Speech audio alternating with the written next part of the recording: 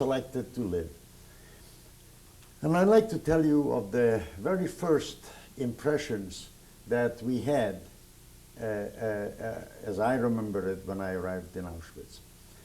I have never in my life have smelled a smell like that until I was out of that wagon and marching in that line or moving along in that line.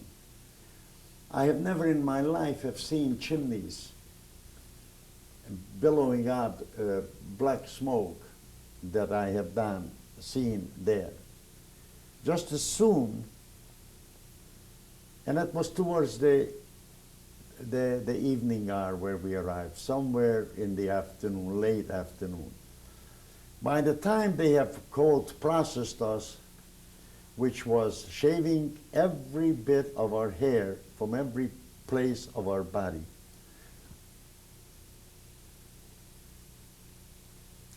they gave us a uniform, a striped uniform and a hat, and they had, and give us back our glasses if we wore glasses, and our shoes that we wore. And that's the only thing that was left with us.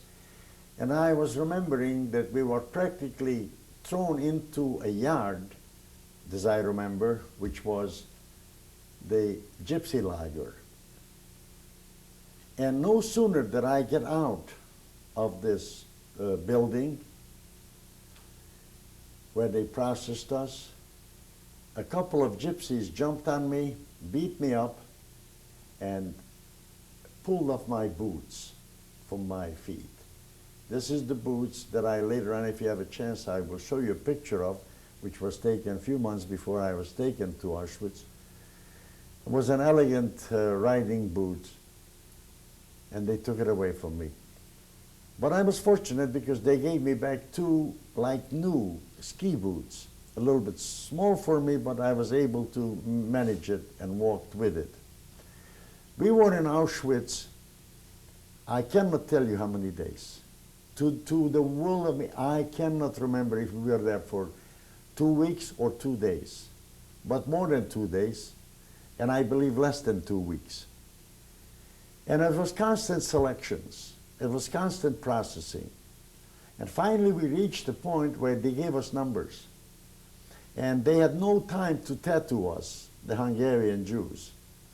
And one thing I have quickly learned was that because I have survived with my two younger brothers, I wanted to, and I seen how the lines were cut off at certain points for whatever that lines went to, either to further extermination or to other work selections.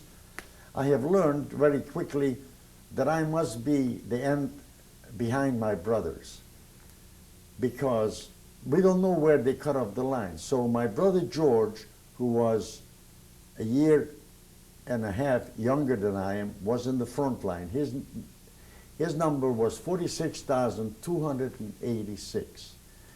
My younger brother Steve, who was 3.5 years younger than I am, was in the middle. His number was 46,287. I was in the back of him. My number was 46,288. My rationale was that no matter where they cut off the line, my little brother Steve will be either with George or with me. If George is separated from us, then Steve stays with me. If Steve is separated from me, then he stays with George. We were fortunate enough that we were left together, and we stayed together during the whole horrors in Auschwitz and in Bunzlau, which was the camp they have taken us to. And this horrible smell that I told you about was overpowering. And when we were in the vicinity of and I was asking about my mother and father, my brothers and sisters, and when we were in or near Polish prisoners or Polish Jews, I asked him, where would you think is my mother and father and my brothers and sisters are? And he pointed to the smoke from the chimney, and he says, they went to heaven through the chimney. And I didn't want to believe that. And I didn't believe it all the year that I was in a camp until I came home. But I don't want to talk about my homecoming. I want to stay with Auschwitz for you. Finally, a selection was made that they have taken us out of Auschwitz, because they selected about 500 Hungarian Jews to go to a place unknown to us. And that place called Bunzlau. It's spelled B-U-N-Z-L-A-U. That was in Silesia, not far from Leipzig. And Gross-Rosen was the extermination camp closest to us. Anybody who died in our camp was exterminated or beaten to death, for whatever reason died, was taken to Gross-Rosen. That was in what country? That was in Silesia, in Germany. That was in Germany. So they took us there, and our job was there to build factories where we manufactured wooden airplanes. Wooden airplanes which looked just like the Stukas, with real rubber wheels, insignias painted on them, and this is what we did. And they were taking this to various places where the American Air Force was bombing this airfield where these phony airplanes were, and going back with reports of how many squadrons of German planes they have destroyed. But I want to tell you about the first day when we arrived in Bunzlau. The very first day they have selected about nearly 100 of us, newcomers, and packed us into some huge trucks and took us into a town called Leipzig with shovels and picks and armed guards. And it was broad daylight, about noon hour, when we arrived. And they unloaded us from these trucks, beating us constantly, los, meaning fast, fast. And the test that they gave us was to tear up the cobblestones from the town square, to remove the stones, and then to replace it. And I never forget, in the town square was an orchestra playing. And the orchestra were playing the classic Papa songs, and the ladies with their baby wagons were parading on the sidewalk, and the Jewish slaves were beaten to death. 5 of us died of severe beating, while we tore up and replaced the same day all the cobblestones of this town square. You replaced them with new stones, or? No, the same stones. The same stones. The purpose of this exercise was nothing other than to prove we are the master race, they are the Germans, they are Jews, and we are the rulers. And look what we make them do. The fascinating part of it was, if you look back that way, that the ladies pushing their baby wagon, it was just like you going shopping at the mall. It was just another attraction or distraction from their daily chores. It was nothing. It was just a bunch of Jews being beaten to death. And there's a bunch of Jews who are doing the things what they're doing because they are Jews. How did they know you were Jews? Because they made certain that they, we are the only prisoners there were with us who were Jews. And we had, our insignia was marked as Juden. We had uniforms. That was not difficult to figure out that we were not aliens, we were Jews. At this point, rapidly became a bunch of shuffling skeletons, rapidly. This place was a very difficult place, but it was survivable. One incident happened in this place in the very beginning we came there. I like to share with you and everybody else who listens to me, because this is something to say about bad Jews called capos. Remember the story that I told you what they did to my boots, the gypsies in Auschwitz? They took away my boots and they gave me another boot.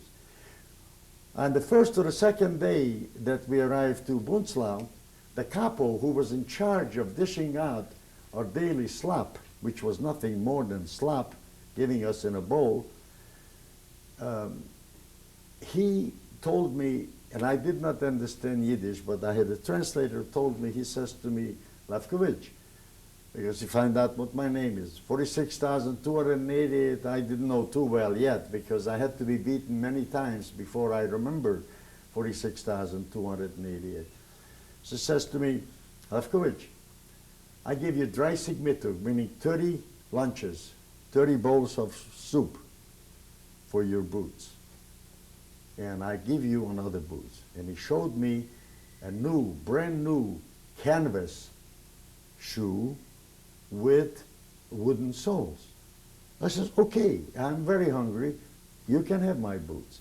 I gave him my boots. He gave me back 30 mittags, or 30 lunches. 30 lunches at one time? No. He promised me 30 lunches. Okay, excuse me. Promised me 30 lunches. Thank you for correcting me. And every day he gave me an extra bowl of soup. And it was a good relationship for 6 days. And the 7th day I went and asked him, his name was Shia Melnik. I said, Shia, I'm here. Awek, the Ungarische Chaya, meaning, oh, get away from me, you Hungarian animal. Get away. Beats me up. I said, wait a minute. You promised me 30 mittags. I can't. I only get 6. You owe me 24 lunches. And he beats me. And I tried and tried and tried and tried. All the months that I was there, he never gave me my mittags. Now I'm going to jump away from Auschwitz or from Bunzlau, and I'm going to come to Skokie. In the early part of 1960, my brother, who lives in Skokie, comes to me and says to me, who do you think is building a house next door to me? Think. I says, I have no idea, I don't know. Anyway, he played a guessing game with me and says to me, it's Shia Melnik. I said, Shia Melnik? He says, yes, he survived, and his wife survived, and they never had children. They found each other, and they're building a house next to me. I says, I'm going to kill him. I'm going to report him to the FBI. He's a war criminal. And I was ranting and raving, and my brother says, wait a minute, don't. He's just nothing but a broken down little old man. No, I don't care how broken, and I don't care what. And for weeks and weeks he begged me because Shia wanted to meet with me. Which brother was this? George, my brother George, who lives in Skokie. Did you interview my brother George? Personally, I didn't, but I know he's been Okay. interviewed by the survivors of the Shoah. Anyway, he is. And then I said, okay, I meet with him. There's a coffee shop there owned by Zweig on the corner of Church Street near Timber Ridge, where I agreed to meet him for a cup of coffee or breakfast. I walked through the door and I immediately recognized him. He's a little guy, maybe 5'6" or 7 at most. He was like a fire plug, looked like to me in the concentration camp. Today he was just a broken down old man. And he ran to me and he got down on his knees and he got my hand and begged me and kissed my hand and says, Entschuldigung, Entschuldigung, Entschuldigung, meaning forgive me, forgive me, forgive me. And I looked at him and he was, I understood, very religious. And I said to him, Shia, if the good Lord forgives you, I certainly will forgive you. He never finished building his house. He sold his house. He moved to Israel. And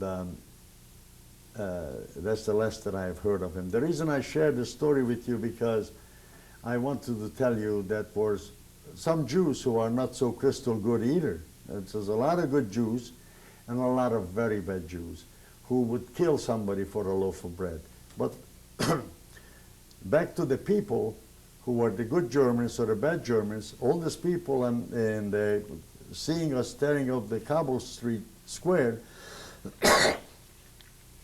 were they good Germans? Were they bad Germans? I leave it up to you, and I leave it up to anybody who will listen to me and make the judgment for themselves, if they were or not. Because in my judgment, they had to be bad people. Because if they would have been good people, they would scream out and say, no, don't. But they didn't. They looked and they cooperated and they went along.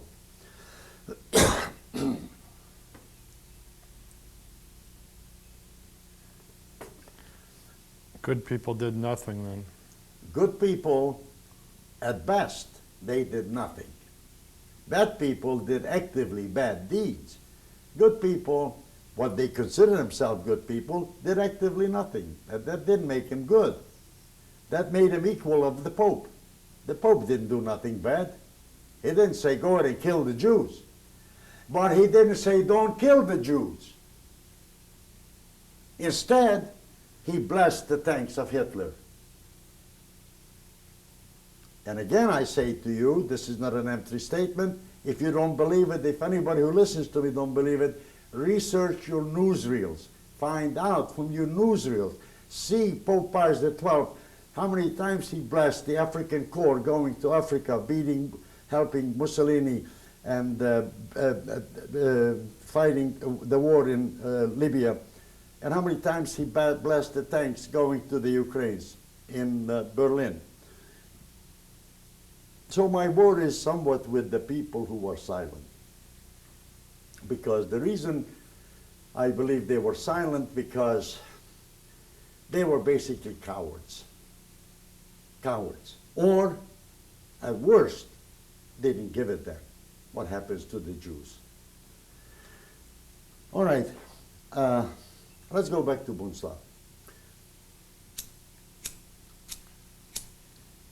Because Bunslav is another place, it's another story that I want to tell you about some good Germans that I have encountered in the concentration camp. One day, I was out, as you know, I told you that we were building wooden airplanes.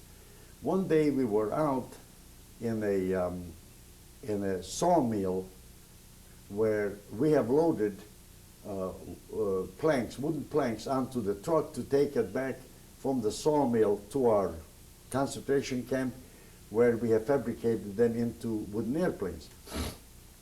And at that time, this was in December of 1944, and the war was going badly for Hitler. By everybody knew it. And this time, no more S's around us. That was the work shoots, which was a what we call today a rent-a-cop. You know, one of these old men with a rifle. And although some of them were vicious, this one happened to be a decent man. Because I said to him, by now I've learned my number, by now I had learned German, by now I learned Yiddish, by now I learned enough Polish that I could get by. And I said to him, please, let me go down to this little farmhouse in the valley, which was visible to us from the sawmill, and let me back for some potatoes, so I can bring it back and we can put it in the boiling water and we can eat something. He says to me, what happens if you don't come back? They will kill me. I says, look at me. Look at me. They painted a white cross on the back of my coat at that time as well. My hair is shaven. I was scalped in the middle here, like I was in an Indian war, like this. I was a skeleton. I says, where would I go? I don't go anywhere. I guarantee you I come back. He says, okay, go. I went down to this place. It was very deep snow. And as I approached this little farmhouse, a huge German shepherd came out and almost ate me up alive. But I was fearless, and the dog didn't touch me. And I go closer and closer, and all of a sudden, the door opens up while I'm in the front porch of this little house, and an elderly woman opens up the door, a German lady, and says, oh, Gottes will. Says, oh my God. He says, who are you? I says, I'm a Jew. This is a woman? This is the German woman who says to me, I am a Jew, I'm a prisoner, I am here in the sawmill with 10 of my comrades, and we are very hungry. And would you please give us some potatoes so I can take it back on my back, and we have hot water that we can cook it. She says, come on in. And she left me in that a little mudroom-like room, and where I find a little dog dish on the floor. She had a smaller dog other than this huge German Shepherd. And it was some food left over in this dish. And I picked it up and I ate it up in 2 seconds. And she came out and she sees me eating, licking out this dog's dish. She says, "Oh, no, no, don't do that. Come on in." And she made me sit down at her table and she fed me. Whatever food that she had, I don't remember, I cannot distinguish, I cannot tell you the kind of food I had. I know it was some potatoes, maybe it was some meat, maybe not, I don't know. She filled up my sack with potatoes. I ate. She wished me well. I went back on top of the hill to the sawmill. And my comrades were very happy that I came back, especially because I came back with potatoes. The guard was very happy that I came back because his life was no longer in danger. And he permitted us to boil the potatoes in the sack. We throw it in the hot water, and in 10 minutes we had boiled potatoes. And that was one of the highlights of my life in the concentration camp, because I was able to come back to Bunzlau, to the lager. I was not in the same barrack with my brothers, but I met with them at night and I gave them each some potatoes that I brought back was left over. So I wanted to show you perhaps a good German, okay? This was a good German. I can tell you about another good German, and that's the extent of the good Germans. And this good German was the Lagerführer. The Lagerführer before him was an SS.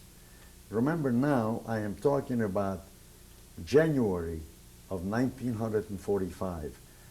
The Russians have broken the front, the Polish front. Now the war came onto German soil. The Germans are fleeing away from the Russian army. Everybody wanted to go to what we now know today as West Germany, to the west, to be captured or surrendered to the Americans or the British. And they asked for a volunteer, and a group of volunteers, and I went, volunteered again at night, and they told us that I will load Bohnen Cafe, which was a false advertisement. Instead of that, we were loading tanks. And in this huge hall, which we have built in this year that we were there, were these German refugees and all their belongings on trucks, like covered wagon trucks.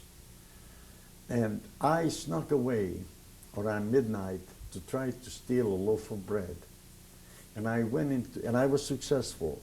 And I went into one of these covered wagons, and I was looking around, touching, feeling.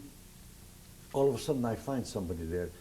His name was Kopolovitz, Bernie Kopolovitz. He was my friend, also worked in this detail. And I said to him, "What are you doing here?" He says to me, "What are you doing here?" I said, "I'm looking for a piece of bread so I can eat." I said to him, "What are you doing here?" He says, "I'm looking for diamonds." Anyway, while he looked for diamonds, I looked for bread. I find my bread. He never finds his diamond. When I came back to my work detail, my pants was my storage department, because everything, my pants were tied on the bottom, and I slid everything down in my zippers, where the zipper's supposed to be, and I put it in there. And as I was reaching for this chain, hoisting up this tank, my pants opened up, and the bread fell out. As soon as that happened, the Germans had at SS had a German Shepherd there, and jumped on me and beat me severely, and took me in to the camp, where they locked me up. By that time, they had to count everybody, and Bernie was still missing, and they find Bernie in the wagon, and took me in to the camp and locked me up in a place where I could not stand up, I could not lay down because it was melting snow. That's where they kept the dead bodies before they shipped it to Gross Rosen. And I was there for 4 days and 4 nights. Finally, my brothers Steve and George went and begged this Wehrmacht commander, that is all is left of our family, to not to kill me, to let me go. Not only that the man let me go, but this man ordered that all the bread rations that was not given to me for this 4 days and 4 nights that I would have received, they should give it back to me. But now remember the time frame. Now we are deep into January of 1945. Now then came the liberation, because we were liberated from this camp on February 11th, 1945, because the Russians have taken the camp over. Actual fighting erupted. The Germans have left a platoon of soldiers to defend, quote unquote, defend the camp and so on. They left about 300 of us behind for what they called leaving you for goulash, for Hungarian goulash, for the Russians, and the rest of them they went on with. We were fortunate that our war started and ended in 2 days, because in 2 days this camp was overtaken by the Russians and we were free. The people who took from us, the very people who were with us and went on this fourth march, they were probably, many of them died, and who are liberated, it took him on the end of April or sometimes to the end of May before they were liberated. So the war for us came to an end, an early end. And we were in a war that you only see in a late night movie, how the bomb is falling and how the shrapnels are going through. I don't know if my brother Steve explained to you that next to us was a man with his son, he was a doctor. His name was Fine. And we were on the siege there, and he just lifted up his head. And that is what Beshert is. Beshert was meant to be. He lifted up his head. And a split second that he lifted up his head was enough for a shrapnel to go through the barrack, and the shrapnel took off his head, died. And his son was, and within hours later we were free. And his son was next to me and next to him. And he died, and we lived. And when we first run out of the camp, the father died and the father died, and the son also. The son survived.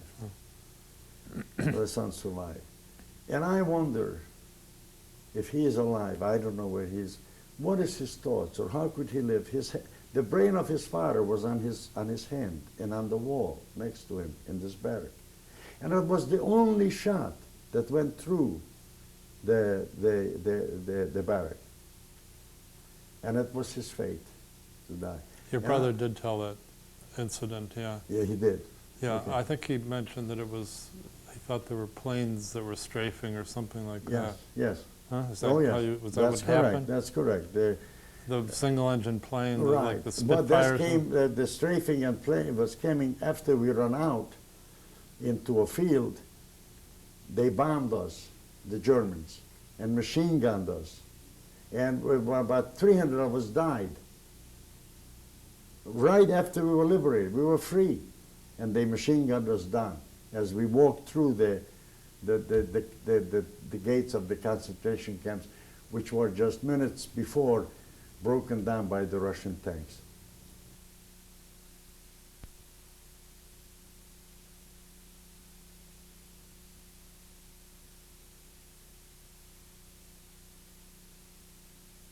And we are now on tape 4.